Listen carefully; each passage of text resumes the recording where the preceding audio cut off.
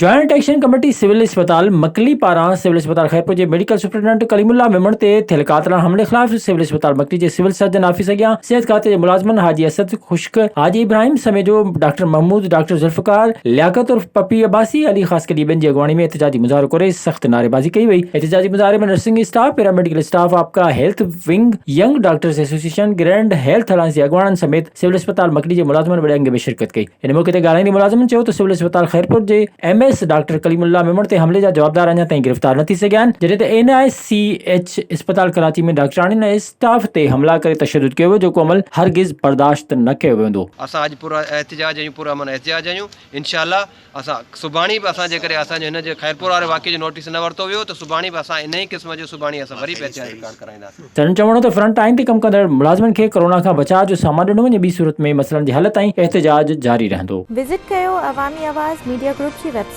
awamiawaz.pk।